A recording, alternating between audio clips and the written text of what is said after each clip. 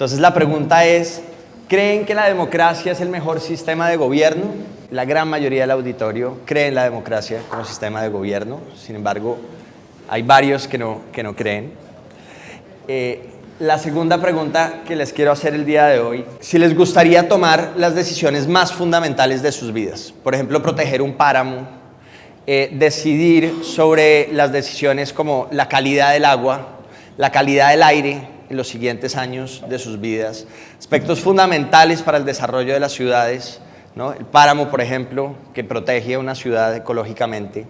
Quiero saber quiénes de ustedes quieren tomar decisiones en sus vidas, quieren tomar las decisiones más fundamentales en su vida para ustedes y para sus hijos, ¿sí? Creo que no hay una sola persona que haya levantado la bomba blanca, es decir, no hay nadie que quiera estar apático de las decisiones más importantes de sus vidas.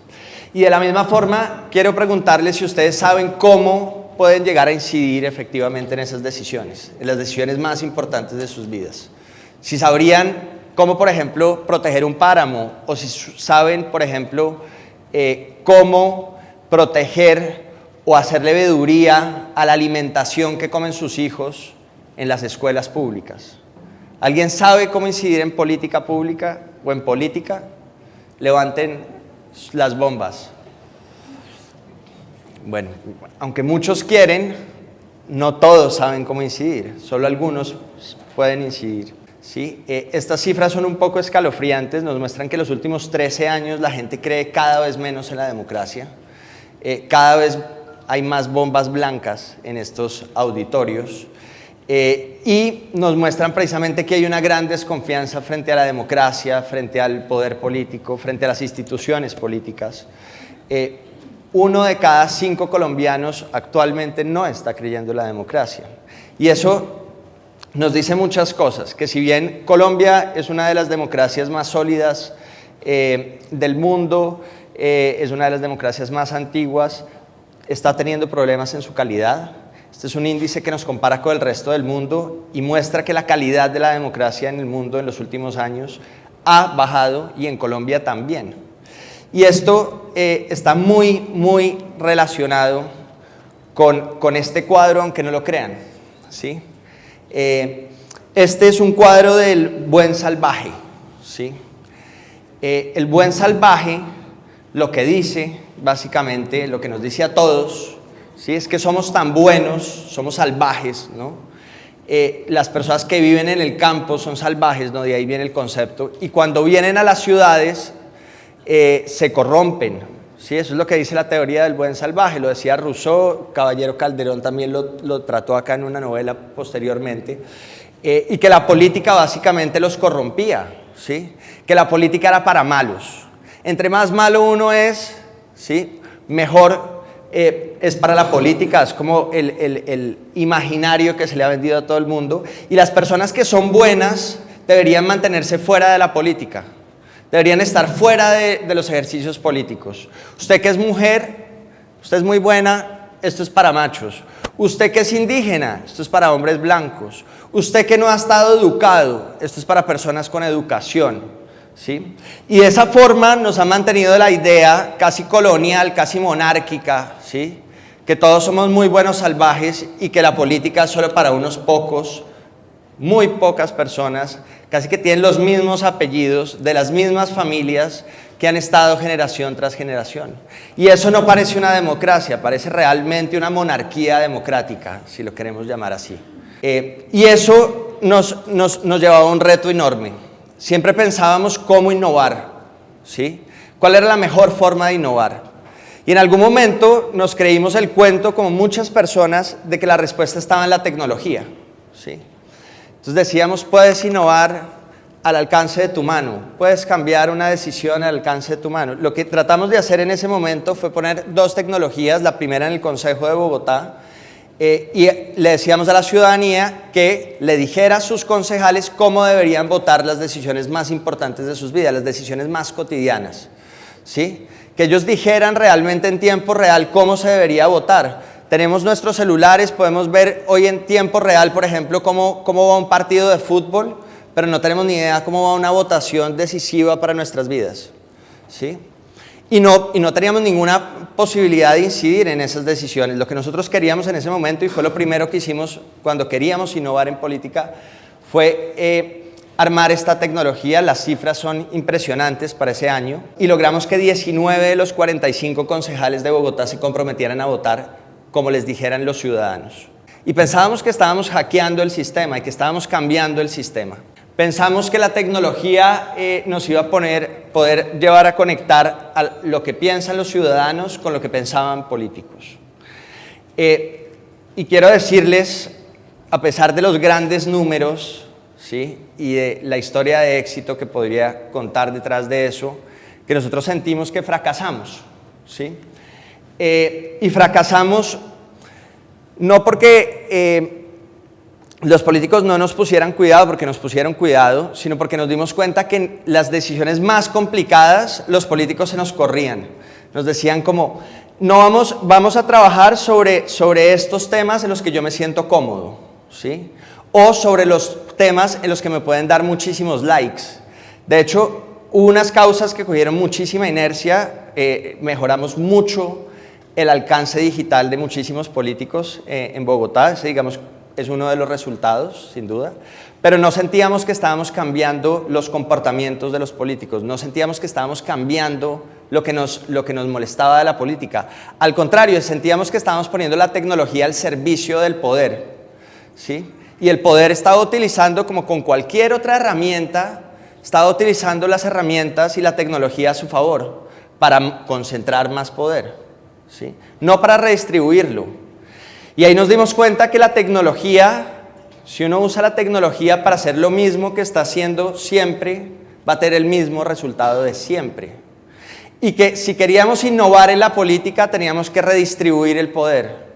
Y eso era mucho más complicado que tener tecnología. Pensábamos que por tener cientos de miles de personas votando en una plataforma, teníamos una comunidad de 100.000 personas. Mentira. Eso no es una comunidad. ¿Por qué? Porque ahí no hay unidad, no hay gente que piense igual, no hay gente que construya ciudadanía. Nos dimos cuenta precisamente que el problema venía en que seguíamos pensando en instituciones. Y las organizaciones siguen pensando en instituciones, en números de likes, en números de democracia agregativa. Si ustedes miran la foto de la derecha, vamos a ver, y podemos contrastarla con cualquier foto de un parlamento en el siglo XVII, y vamos a ver que la imagen es la misma. Las instituciones no han cambiado, siguen igualiticas. Miren los parlamentos del siglo XVII y miren el Consejo, es exactamente lo mismo. Lo único que ha cambiado es que pusieron un computador para sistematizar los votos que hay. Pusieron la tecnología para hacer lo mismo que se hacía, o sea, sin computador o con computador, el mismo ejercicio está ahí. La tecnología no está cambiando nada de lo que pasa ahí.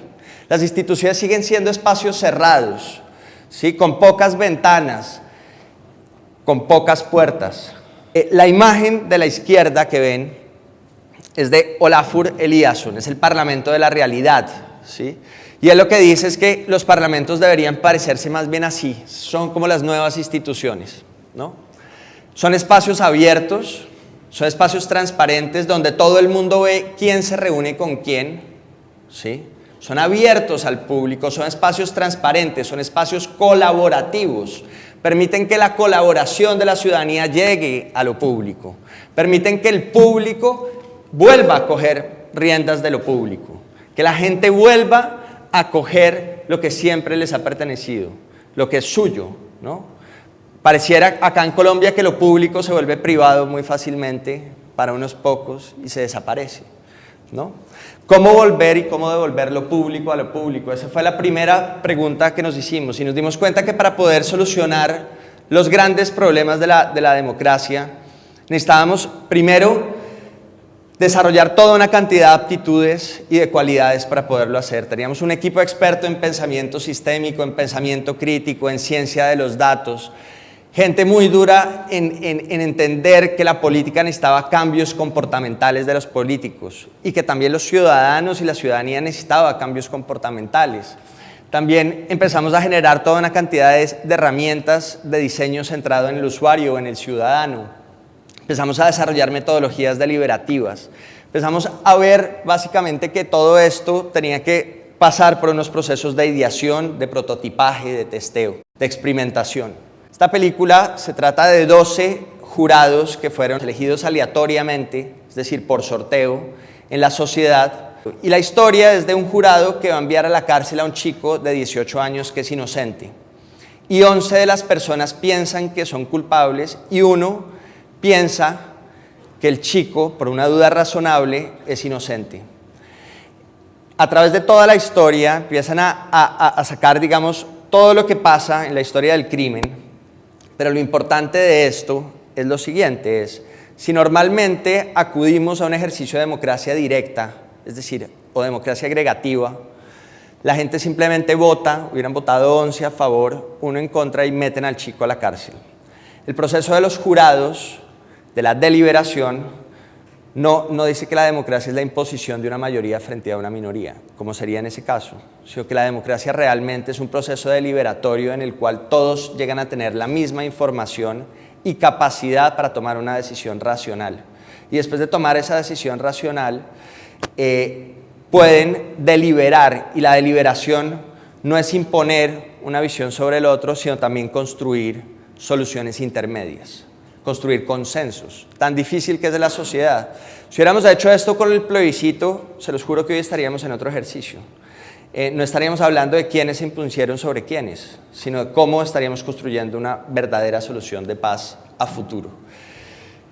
Y nos dimos cuenta precisamente que lo que necesitábamos era más democracia deliberativa, más que los ejercicios, digamos, más que los ejercicios de democracia directa, democracia radical, lo que necesitamos es fortalecer la deliberación. Algo tan escaso dentro de los partidos políticos, algo tan escaso dentro de las instituciones políticas, algo tan escaso dentro de los movimientos políticos. Sin deliberación no hay democracia, ¿sí? La democracia no es la imposición de unos sobre otros, es una versión reducida de la democracia, es una versión de élites de la democracia. Y entonces nos dimos cuenta que teníamos que construir instituciones y que nuestra versión, por ejemplo, era una institución política, y por eso lo llamamos el Instituto de Política Abierta, pero que se pueden construir muchísimas más instituciones. Por ejemplo, nos dimos cuenta en España un proyecto de escuelas, en las cuales se utilizaban la infraestructura pública de las escuelas, cuando no estaban los chicos en clases, la abrían a la comunidad. Entonces, normalmente las escuelas tienen muy buena infraestructura, tienen todos los servicios deportivos, tienen, digamos, espacios para construir, para hacer arte, para hacer murales, toda una cantidad de cosas, y lo que hacen ellos son jornadas de puertas abiertas con la sociedad entra a la escuela, ¿sí? Se apropia de la escuela, se apropia de una infraestructura pública. Y de la misma forma, la escuela también sale a espacios extramurales y aprenden los chicos fuera de un espacio cerrado, cuadrado, en el cual la gente no puede entrar ni salir, ¿sí? Y en ese momento, cuando pensamos en cuál debería ser nuestra institución, la institución política, nos dimos cuenta que lo que queríamos realmente era cambiar la política, y para poder cambiar la política teníamos que cambiar la gente que hacía parte de la política. Y por eso hicimos este proyecto. Hicimos 2 programas, uno que se llamó Ocupar, otro que se llamó Habitar, y en Ocupar sacamos toda una serie de proyectos. Uno fue ocupar la política en Bogotá, apoyamos 20 candidaturas independientes, quedaron 10 candidaturas de los 45 concejales, empezamos a renovar el Consejo de Bogotá, son las candidaturas más jóvenes de Bogotá. Si ustedes miran la edad, el promedio de la edad de los concejales estaba por encima de los 45 años, hoy está por abajo de los 35. Es el consejo más joven que ha tenido la ciudad. Y esta fue la primera parte, porque entendimos que si queríamos hackear las instituciones no necesitábamos tecnología, necesitábamos gente que fuera capaz de pensar ir más allá. Hicimos otro proyecto, incluso todos estos proyectos tienen varios aliados, todos tienen, digamos, aliados adicionales a instituto. 3 de 3 es uno de esos. Con Transparencia de Colombia, por Colombia les pedíamos a los candidatos que nos dieran sus declaraciones juramentadas, si tenían conflictos de interés o no, y las hojas de vida de sus colaboradores para saber a quiénes íbamos a apoyar y a quiénes no. Eso, digamos, era una parte para entender y para garantizarnos que estábamos trabajando y fortaleciendo las organizaciones de la sociedad civil, pero también liderazgos que llegaran a la política a abrirla. Y abrir la política para nosotros era hacerla más transparente, más colaborativa, más inclusiva, más diversa de lo que ha sido hasta el momento. Entonces sabíamos que todos estos procesos requerían principalmente de involucramiento ciudadano y de colaboración ciudadana, que la innovación política se trata realmente de redistribuir el poder, que la innovación democrática se trata de democracia deliberativa, con ese apellido, y que si vamos a abrir las instituciones públicas y si vamos a generar innovación pública necesitamos otros enfoques mucho más grandes para poder devolver lo público al público y para que el poder de la gente sea más grande que la gente que está en el poder. Y qué mejor que hacerlo acá en TED por Bucaramanga. Muchas gracias.